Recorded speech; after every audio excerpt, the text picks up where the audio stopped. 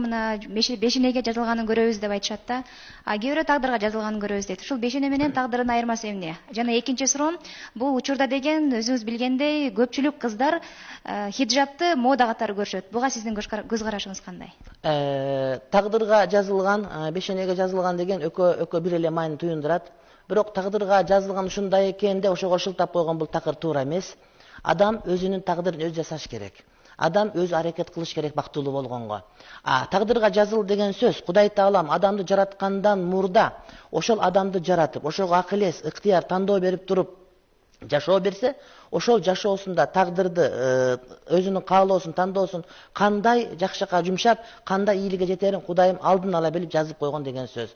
Тагдыр бул адамга кааласаң, каалабасаң ушул жол менен кетесиң деген сөз эмес. Демек эч ким тагдырды өзүнө бир шылтоо кылып, тагдырды ушундай экен, ошон үчүн ушинтип жүрөм да мен деген сөз бул такыр туура эмес. Бул адамдын акыл эсинин төмөндүгүнөн жана динде сабат аздыгынан кабар берет. Ал эми экинчи сурооңуз хиджаб боюнча жолук деп айтсак, анткени хиджаб деген сөздү мен колдонгум келбейт эле. Анткени хиджаб деген сөз бул жанагы Жусуп Баласагындын куттуу билиминде хажип деген түшүнүк бар. Бул деген тоскуч деген сөз. Демек сырткы көздөрдөн тосо турган кийим дегендей эле сөз да. Мен жолук деп айтат элем, же болбосо узун кийим деп айтат элем. Муну мода менен кийгенге туура келбейт. Мен бир окуя айтып бергим келет. Мен ал убакта ушу муфтий болуп иштеп турган учурда Отунбаева эжекебиз президент эле, анан ал киши орозонун биринчи күндө мени чакырып калып анан айтты: "Мен Путинди көрүп жүрөбүз, башкаларды көрүп жүрөбүз. Ошол попторго, молдолорго барганда булар өздөрү барыш керек. Анткени булар жаран катары же бир мусулман катары ошол муфтийге барып, ошонун астына барып отурган жакшы болот эле." Мен ошону түшүнөм. Бирок дейт, мечитке барганда, астыңызга барганда жолук салынып баруу керек экендигин билем дейт да.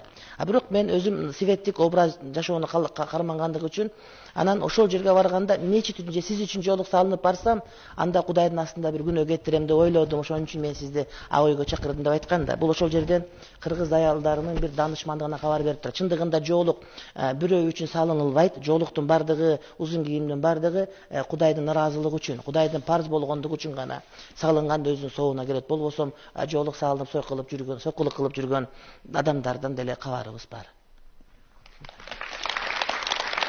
Сол жактан сары микрофон.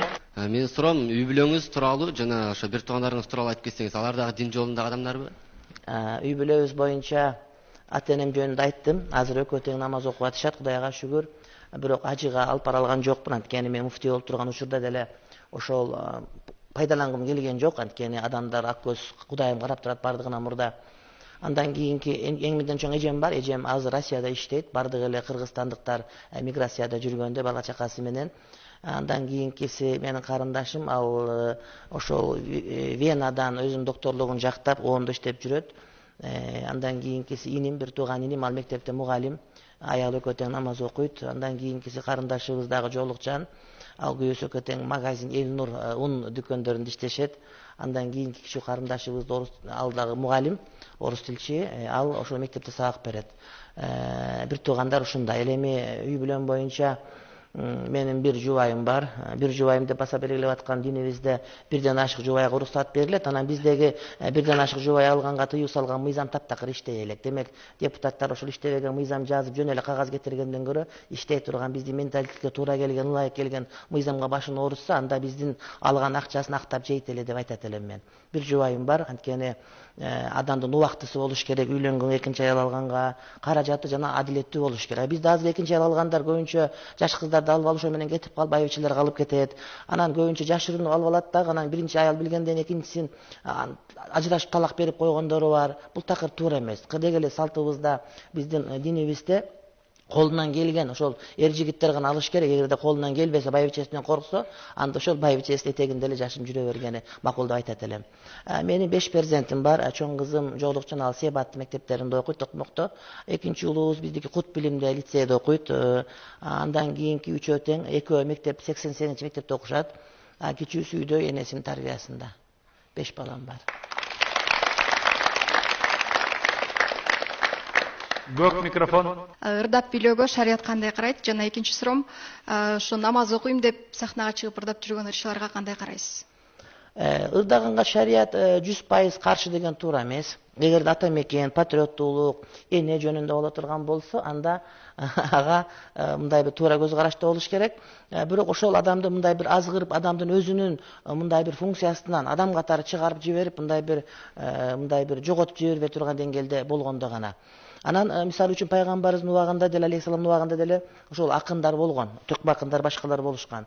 Анан жанагы шок музыка, адамдарды бир табиятынан чыгарып жиберип, туура эмес жака жиберип кое турган музыкаларга шариятыбыз каршы.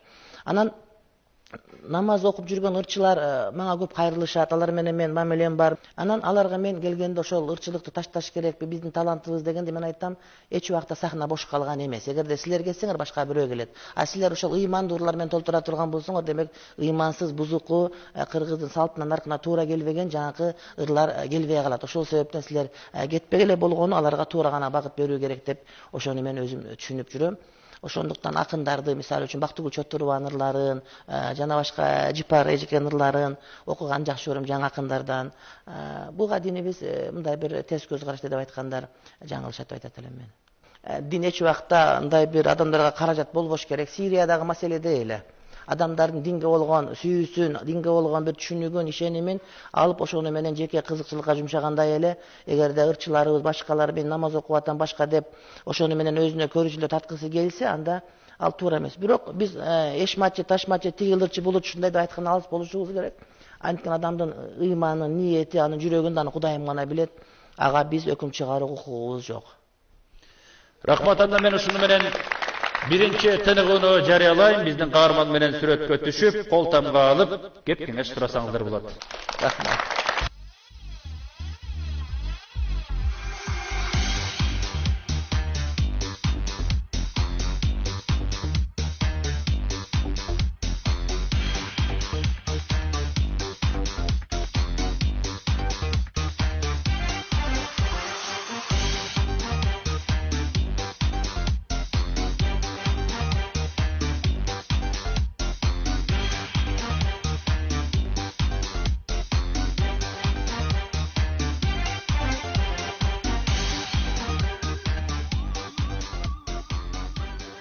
Сиздер Дилмаек көрсөтүүсүн көрүп жатасыздар. Көрсөтүүдө мейманда Аалымдар кеңешинин мүчөсү, Кыргызстан мусулмандарынын мурдагы муфтийи Чубак Ажы Жалилов.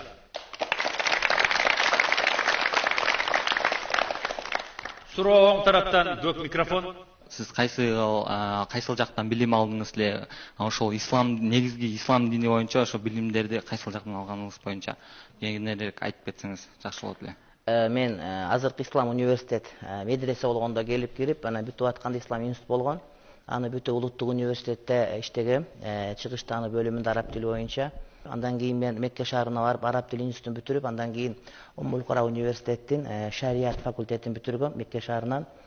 Анан акырында Арабаев университетте магистратураны ошол жерден бүтүргөм. Бул жанагы диплом кагаз боюнча. Ал эми динибизде ижазат деген түшүнүк бар. Ошол пайгамбарыбыз алейхиссаламдан келген осуятты оозунан угуп кайра жеткирүү боюнча мен пайгамбарыбыздын 33-чү устаз шакирти болуп эсептелем.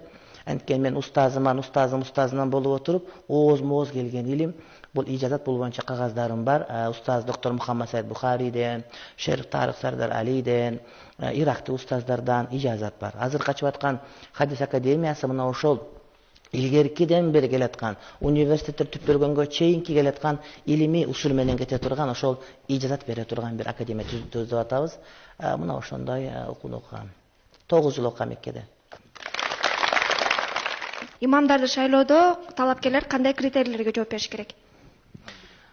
Эгерде шариаттын өзүнүн критерийлерин талап кыла турган болсок, анда өтө эле оорчулук келип калат бизге. Азыркы биздеги мисалы үчүн парламент депутаттардын бардыгы өтө билимдүү болгондой эле, бардыгы эле тармакта билимсиздик орун алгандай эле, бизде деле мына ошондой орун алган. Ошондуктан биз жанагы кээде кол ирисине тартат, кээде болбосо жанагыдай өзүбүздүн корообуздан кочкор салабыз деген принциптердин негизинде көбүнчө шайлап келебиз. Азырга чейин деле ушундай. Ал эми жанагы толук критерий болот дегенде Куранды окуу керек, арабча сабаты болуу керек, андан сырткары акыл эстүү болуу керек. Ошондой эле өзүнүн тарыхы, мисалы үчүн мурда жаман болуп адамдарга терс үлгү көрсөтүп кое турган адам болбош керек деген бир канча критерийлер бар. Бирок ошолордун бардыгын так сактоо азыркы учурда бизде бир 80% имамдарга туура келбейт деп айтсам туура келет. Оң жақтан бет микрофон. Менин атым Аяна. Мени эң кызыктырган суроо бул сиздин үйүңүздөгү кичинекей китепканаңыз аябай кызыктырды. Анын ичинде 10 миңге чукул китеп бар деп уктук. Ошол